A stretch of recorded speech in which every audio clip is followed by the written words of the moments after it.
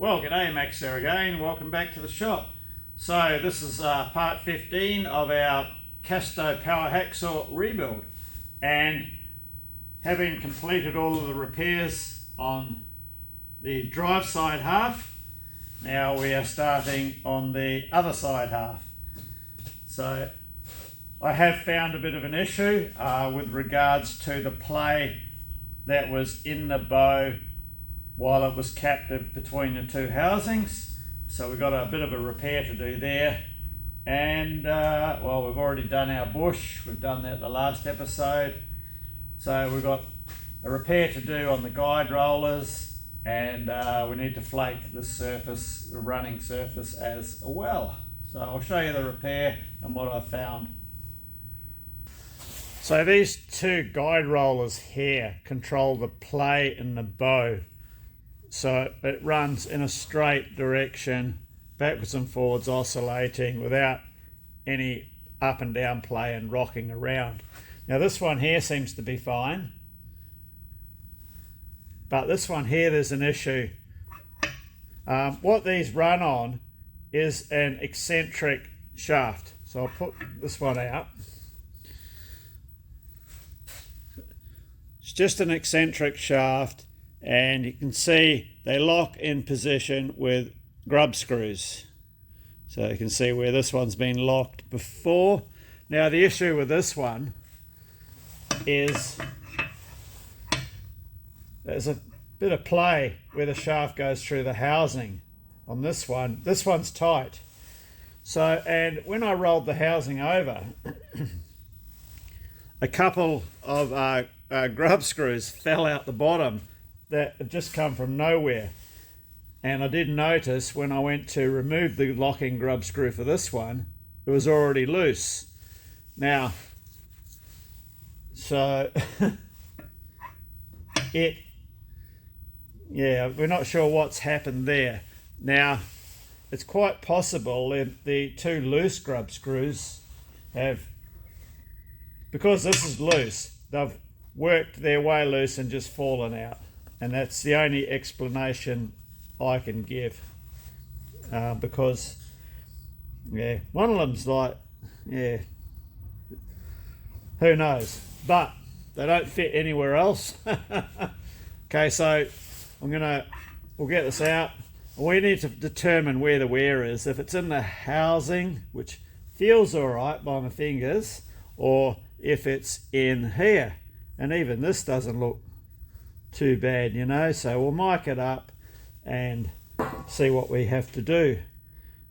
I might see if these bearings are available too and replace them, I think, while we're at it. Okay, so I'll have a bit of a poke around in this bore with a telescopic gauge and just see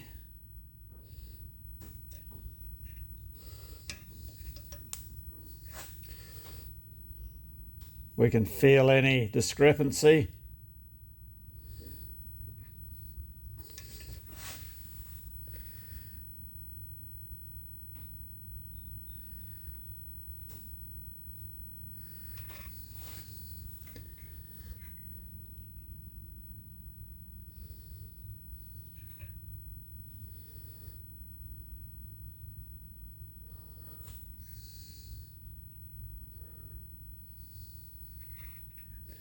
It's feeling all right, you know.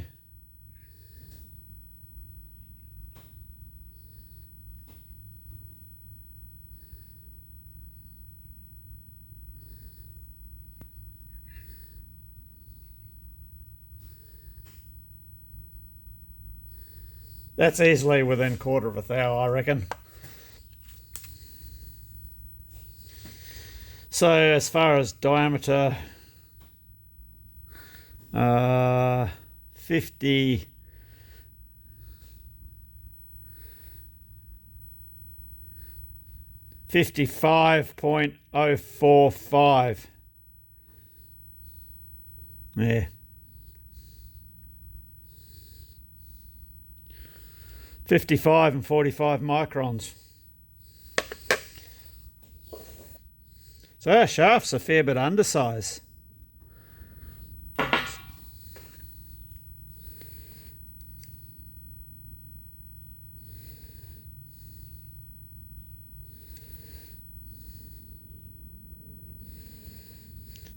So our shaft could be 8/100ths of a millimetre larger in diameter. At least our bore there is still round. So yeah, it's an eccentric. The other journal is machined on a different centre to the OD. So when you rotate this, excuse me, it alters the bearing position. It's only a little bit, and you probably won't see it here, but if I rotate it, I'll bring you in closer.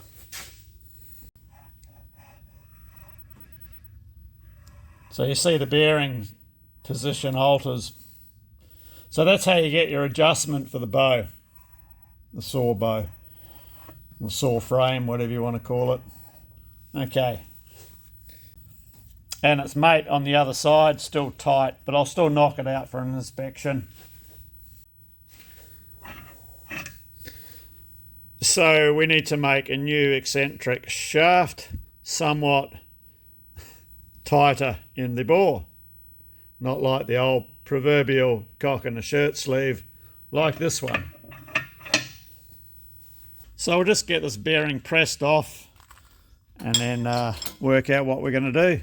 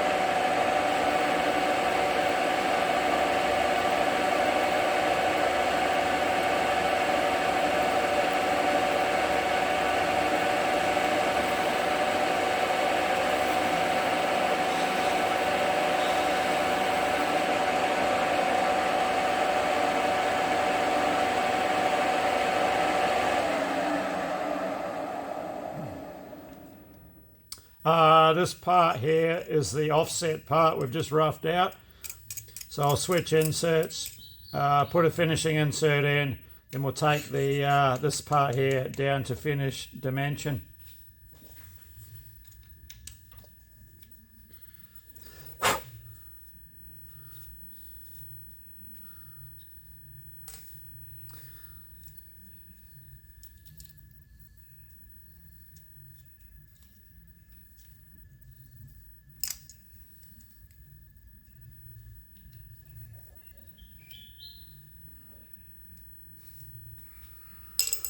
Okay.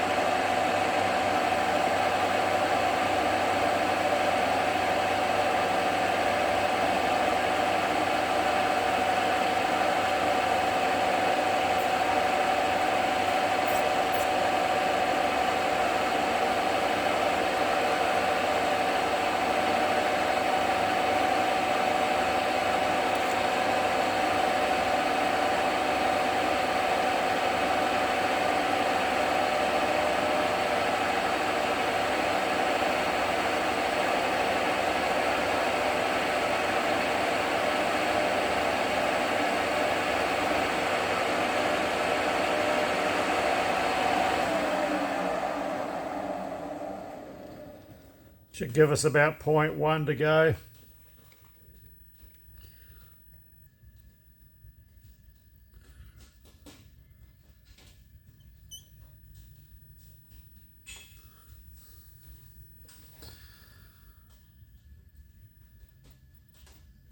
.13. That'll put us on a size for size, so we want to go just under that. So we'll take 0.14.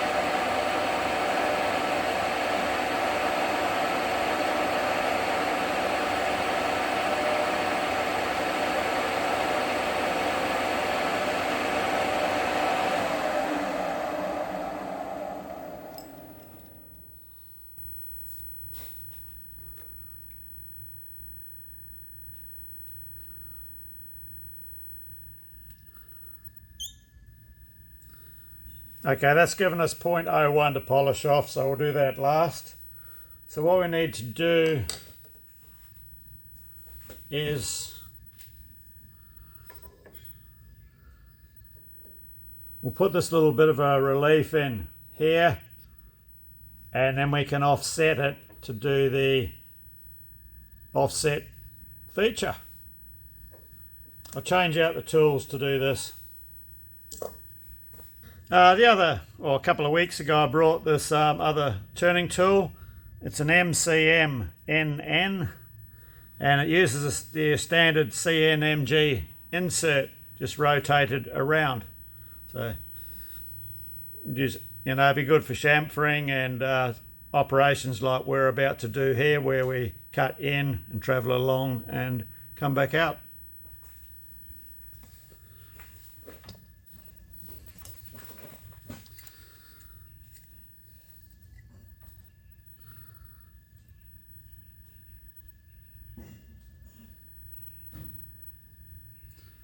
So we'll start at 14 mil in.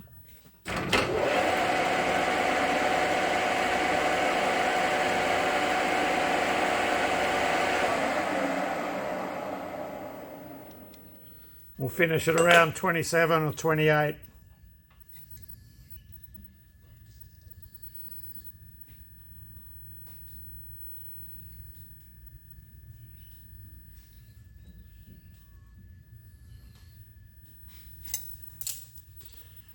We don't have to go very deep. We'll probably just go 0.5 millimeter deep.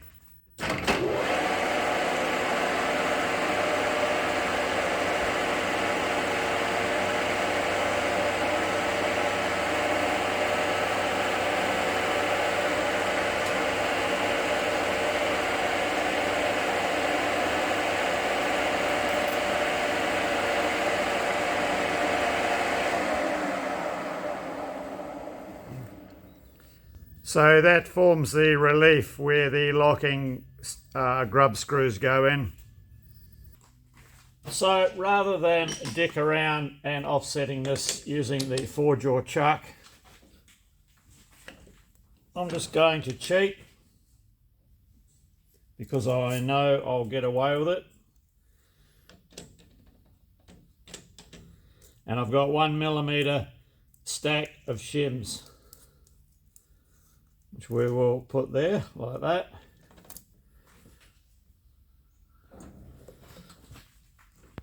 Make sure we're nice and tight.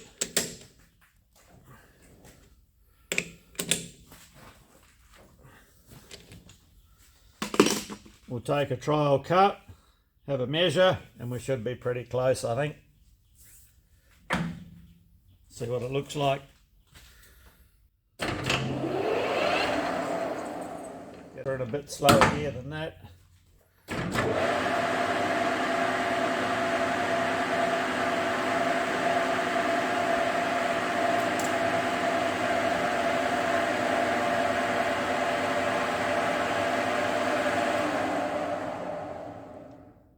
So we'll turn this back until we get a round diameter, then we can have a measure.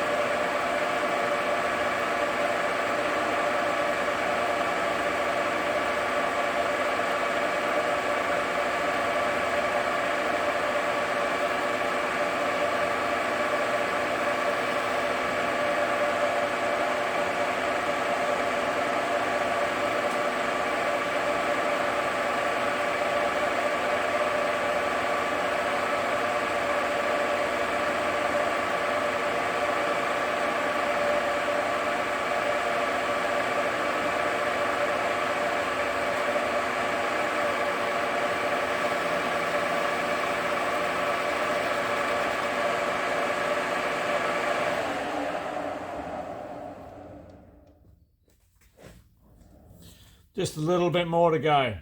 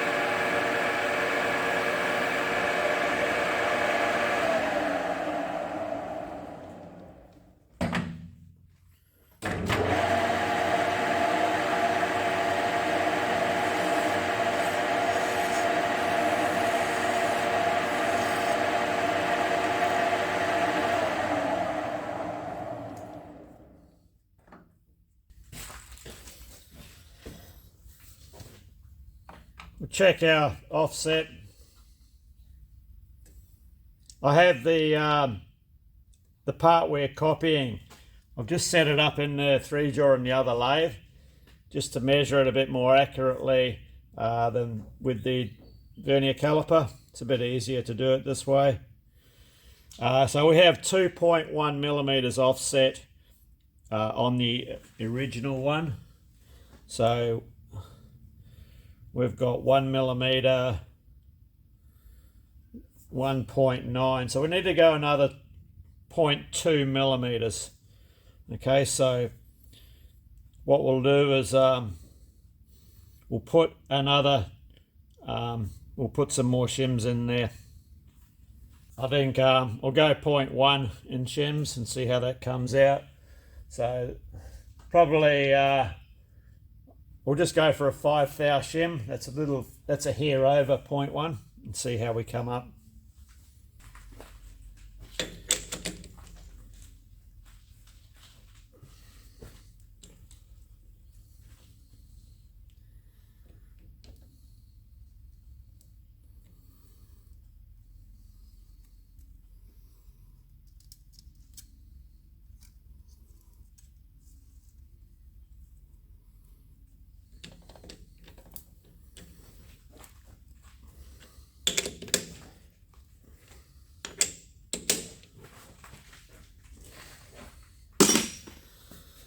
Okay, we've got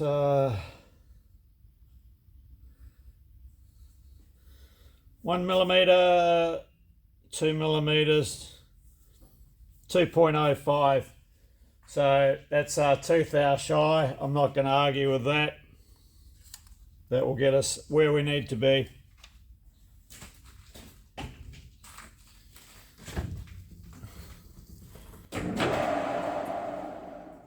Back in gear, Fred.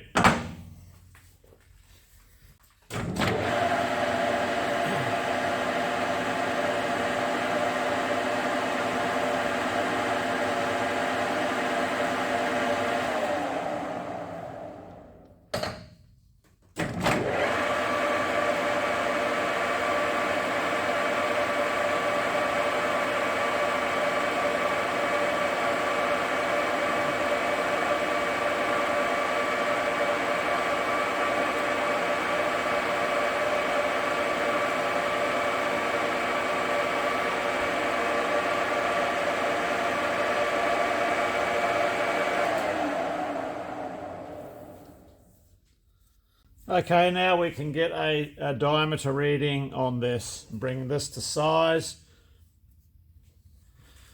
So we need to bring this to 31.8-ish. It's only it's like a washer on the face. 31.8. So we're 35.2. We'll take 3 mil off. Take another measurement.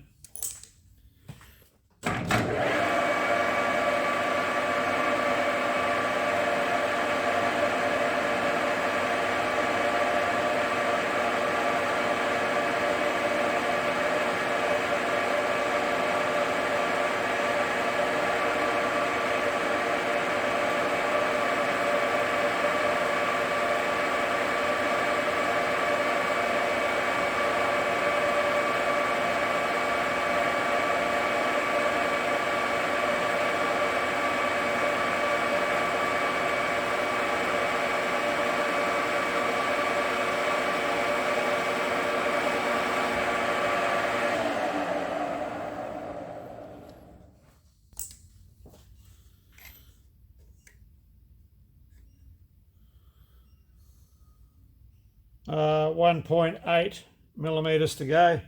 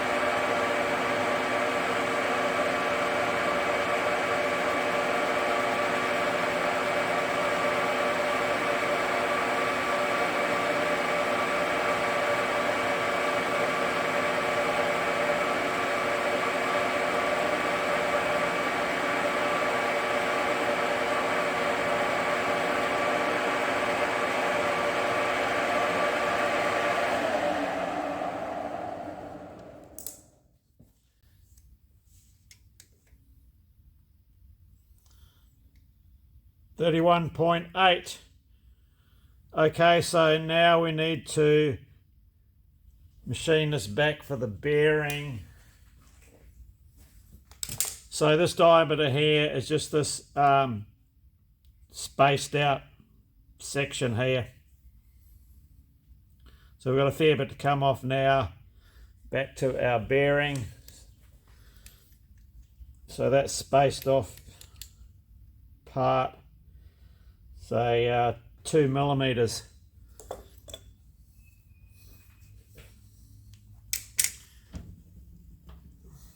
We need to be 2 millimeters off here. I'll just touch the tool up, see where we are here.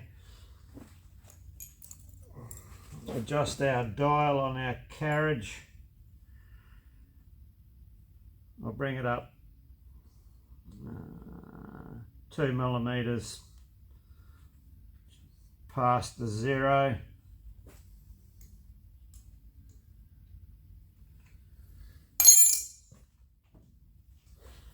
Okay, let's put a mark in it.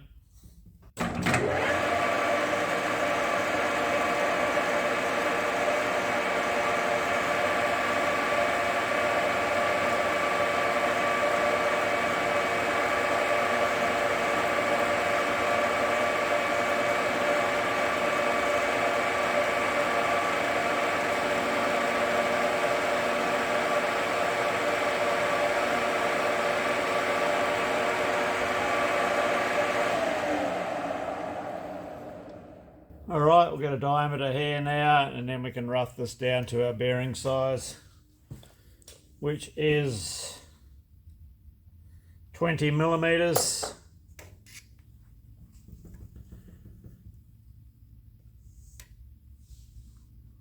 And we're 30 millimeters here, so we've got 10 mil to come off here.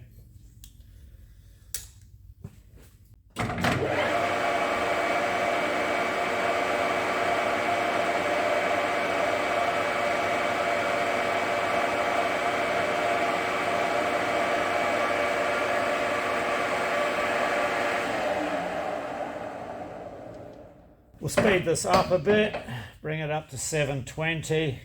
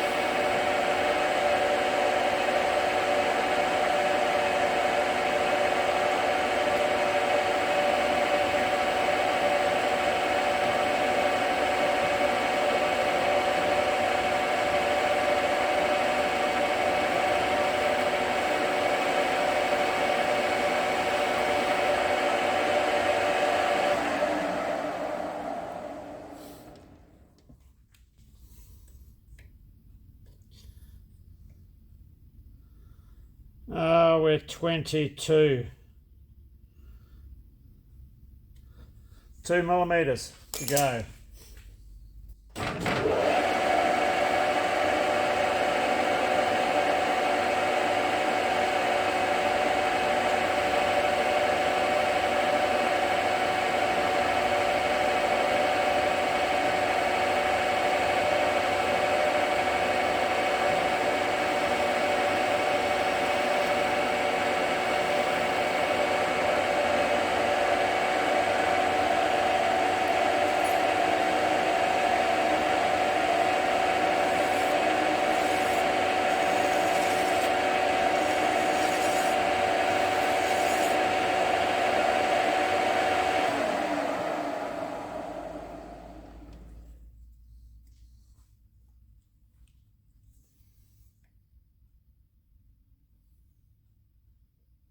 .08. Let's get a micrometer, seeing it is a bearing fit.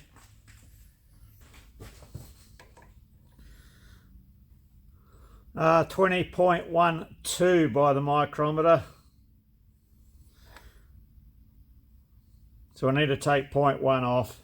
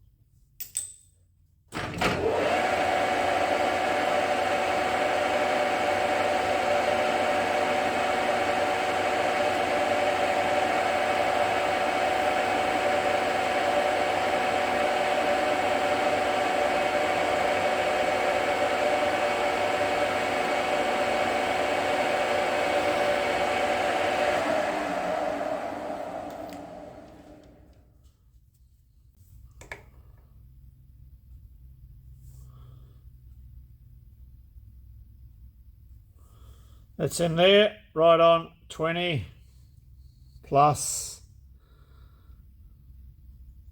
I'd say a good 5 microns. It's where we need to be. I'll just touch up a couple of these gnarly edges.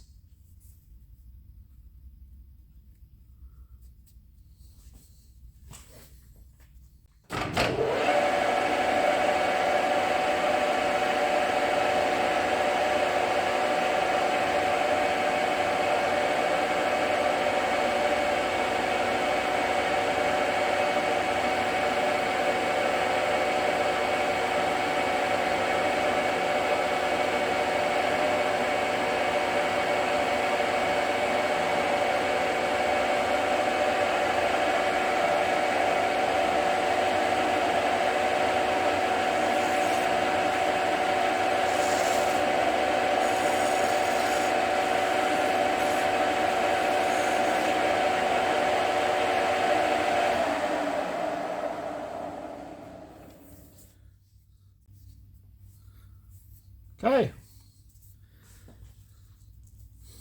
I think now we can get it lopped off, and then we've got a couple of holes to drill in it. Right, so that's our new eccentric adjuster done. I just did the rest off camera, as I was just cut it off, face it to length, and I drilled 2 offset adjustment holes, just so you've got no way to rotate this thing when it's in the housing. So this way I can put a pin spanner type thing in. The original one, yeah, was this tab welded on it, so I did the same holes in that one. This is the one for that end, and this is our new one for this end, which goes in here, which is a rather neat fit, light tap in. So hopefully that will cure the problem that this one had, like of being all rather loose and working backwards and forwards against the locking grub screws, causing them to back off. Okay, so that's that mission completed. These bearings get packed with grease. My new one, I've brought the shaft all the way through level with the end of the bearing, but the other one, it's a bit below. So there is a spacer in it. Well, it looks to me like an extra spacer behind these. So I don't know why that's there. I guess we'll see. All will be revealed when we go to reassemble the thing and see what happens. Right, that's those out of the way for now. So next, I want to reflake this face as well, the same as what we did on the other one. As yeah, she's getting a bit thin in places, so let's get that done.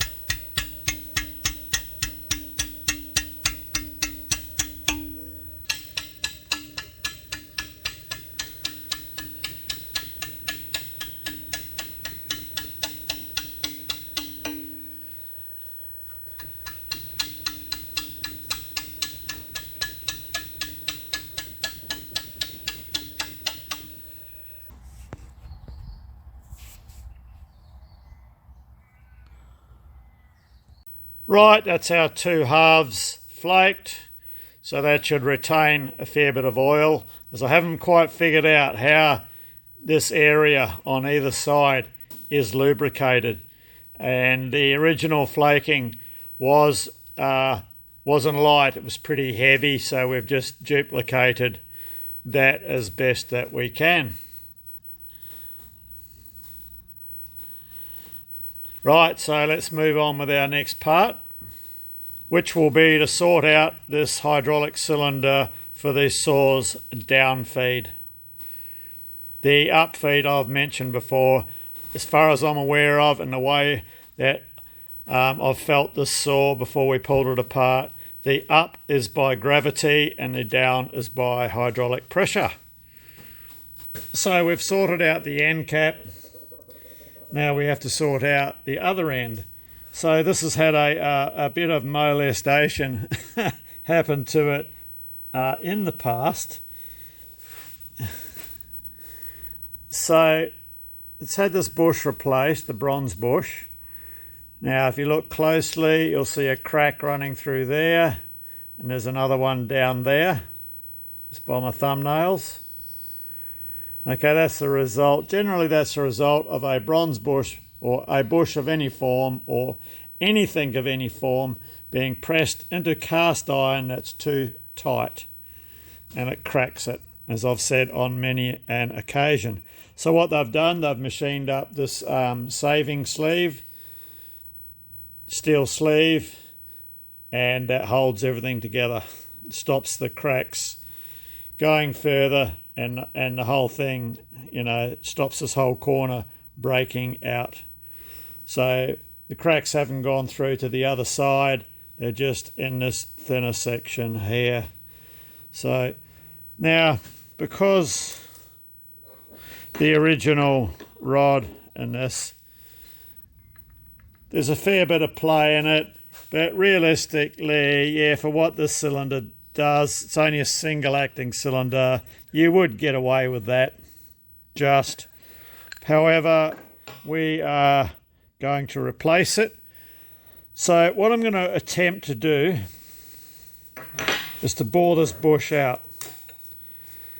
Now, the original rod, if I can measure down here where it wouldn't be no worn or no wear on it, something's happened to this before, I assume, because it measures 29.4 millimeters, which is a nothing size. So it's quite possible I've turned this down to clean it up and made a new bush to suit their cleaned up new rod. So I'm going to try and go the opposite way. So I have a piece of 30 millimeter rod here, and if I measure our bearing, we are, depending on where I measure it, there is a little bit of variance. We're, like here, we're 29.8. See on the other side. And here we're right on 29.85.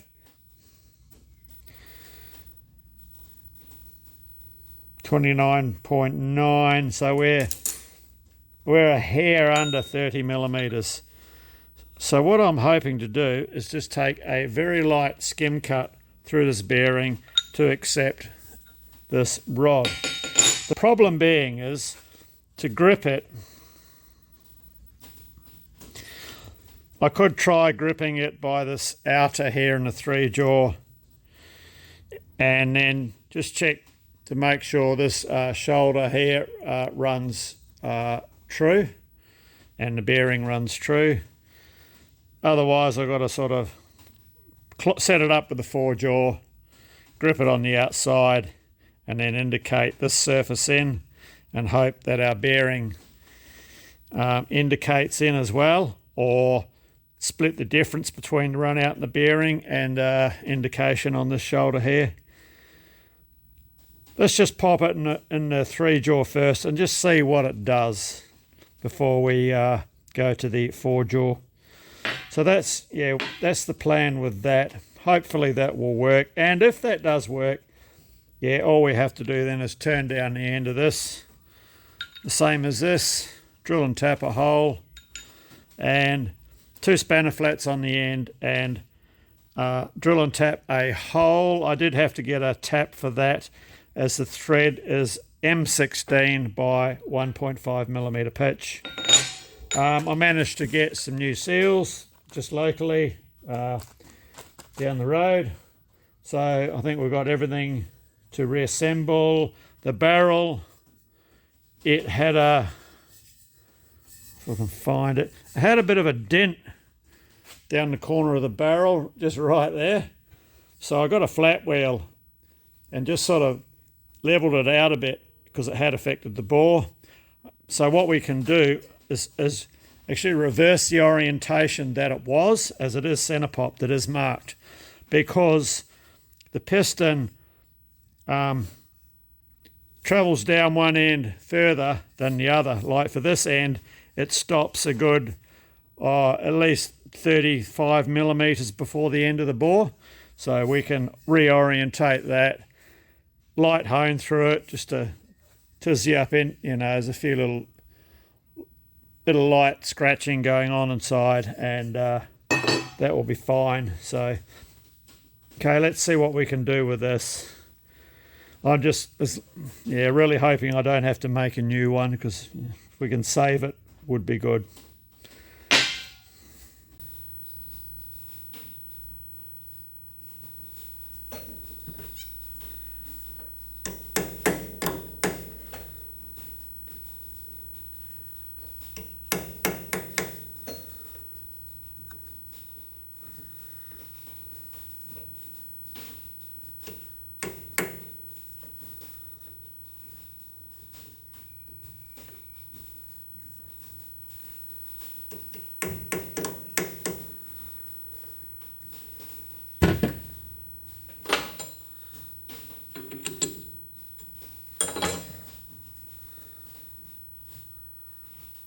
It's actually not that bad there.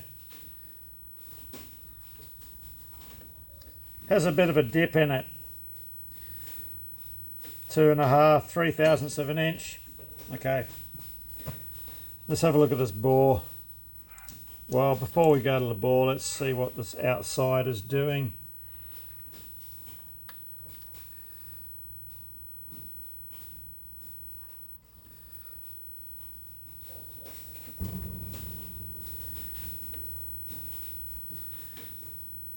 Miles out.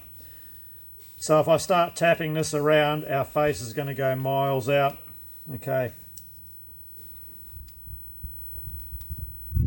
We need another plan. Okay, so we are 1/8 hour low on this side.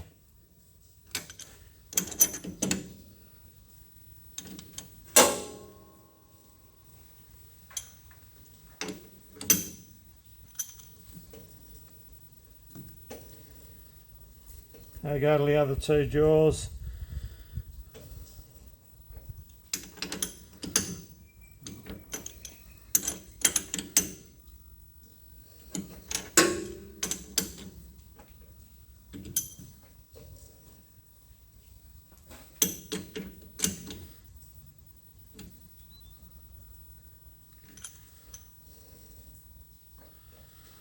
Same.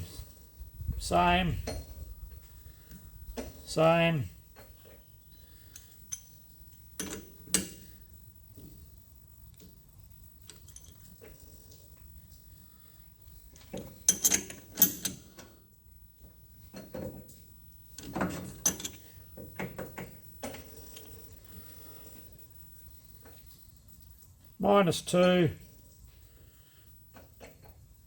-1.5, -3, -3.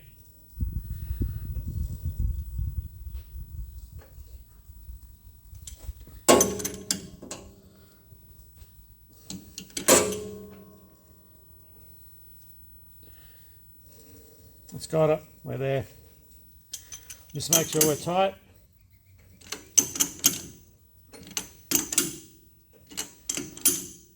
That'll throw this out.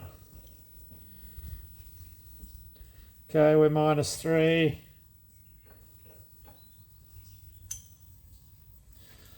-2.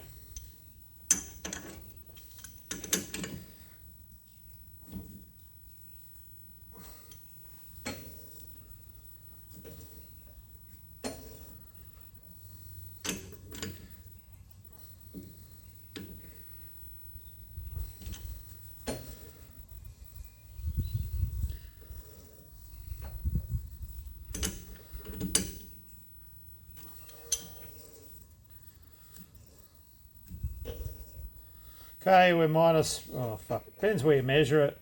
We'll go -1.5 to 2, -2, -1.5-ish, -1.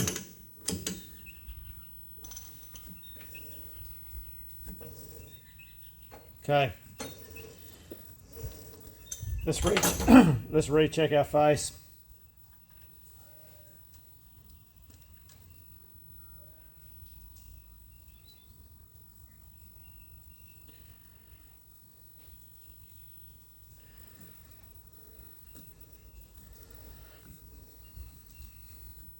-1, -1, -2, -2. Okay, so that's as true as we're going to get that housing. I wonder, it's pointless clocking this because there's a lot of wear in it on the bearing. Yeah, it's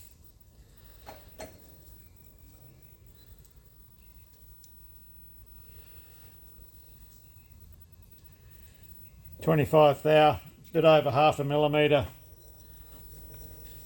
Still, we've got to be concentric to this register to keep the rod in the middle of the cylinder. So let's just take a cut through that and see what is going to happen. I'll just go handheld, but if you can see what I can see, everything is running out except for the face and our register.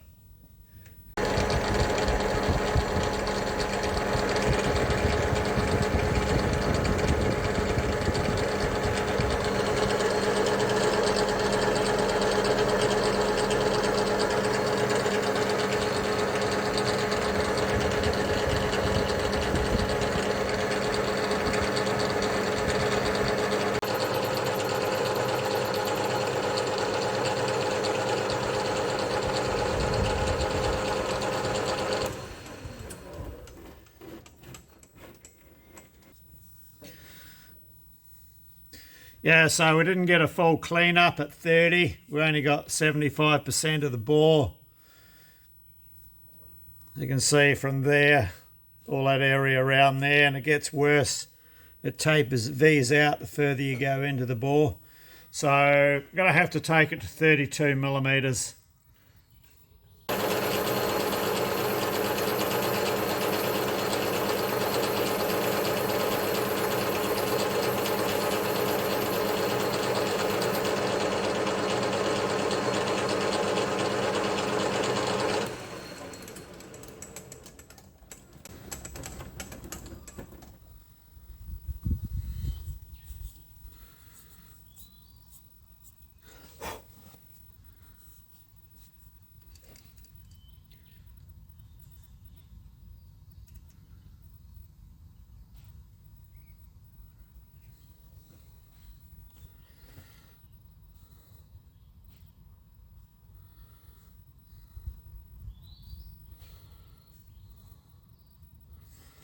.01. That will do us. You know, I'm very tempted to take a facing cut too over this face here. See if we can do it with this same tool.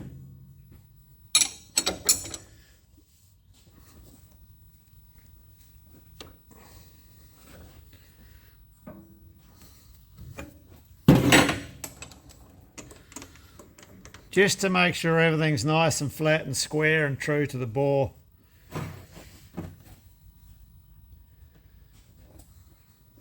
We'll have to run the lathe in reverse.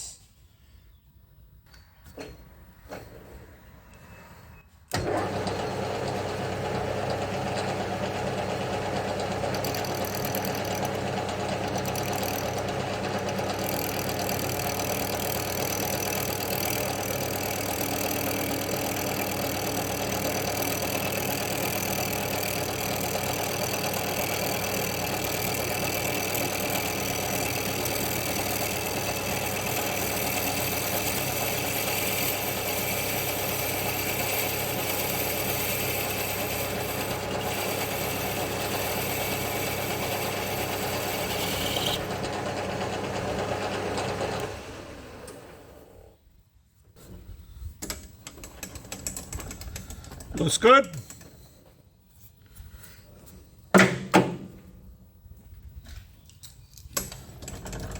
Just deburr this.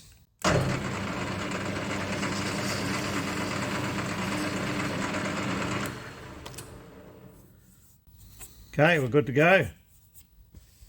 Take her out.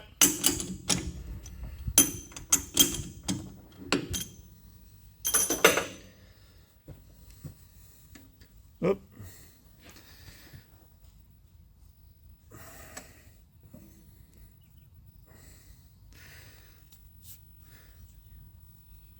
So that will work out fine.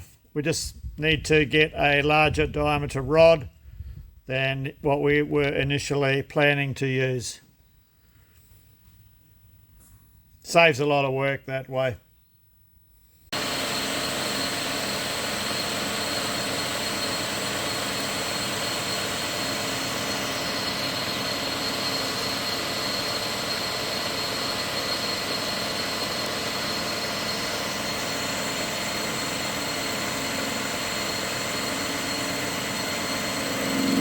Okay, so as you just seen, we started to machine down a piece of bar stock, and I ended up just knocking this out off camera just to save a bit of time. It was just a straightforward bit of turning. We just turned the end down, drilled and tapped an M8 thread in the end for the cap screw for the piston, couple of 24mm spanner flats, and drilled and tapped the end for this adjuster screw, which is M16 by 1.5mm pitch. So we had a really nice fit on our piston. So yeah, nice and firm, minimal play. So that's good there. So that's all of the repair work for the hydraulic cylinder, except for honing the cylinder out.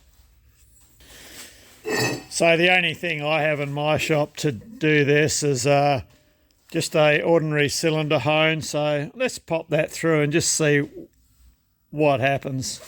I mean, it's not ideal, but it's better than putting it back together as it is. So that's a before shot.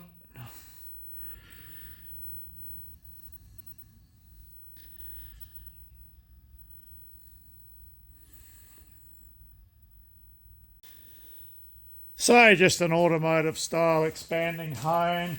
They are very fine stones that are on there.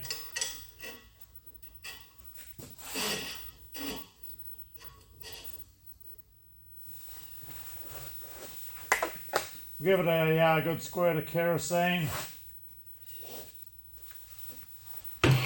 And just a slow speed with the battery drill. I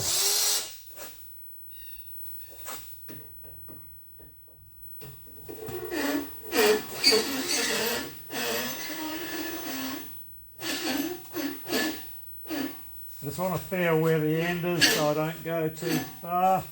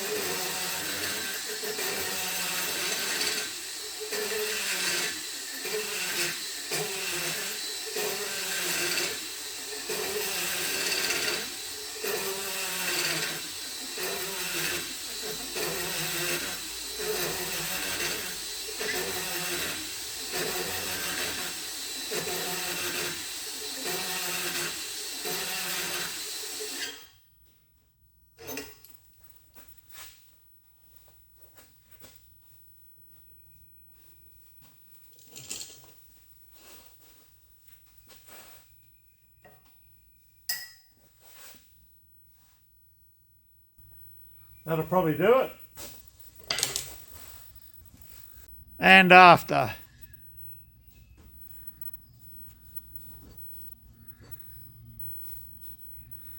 Bit hard for the camera to focus, but it's better than what it was. Okay, that appears to be the majority of all the repair work we have to do on this end, so I think we're ready for quite a substantial assembly session to get all the saw back together, as I need to this back together and off this bench, as I need to get my car in here to remove the automatic transmission, strip that down and see what's going on with that. And I need this bench sort of moved around a bit so I can get the car in here. It's not really designed to get a car in, but you have to do what you have to do. So yeah, ready for assembly, and don't think we'll have time to do that this video, so we'll end this one here and assemble it next video. So anyway, cheers, thanks for watching, and yeah, hopefully see you in the next video.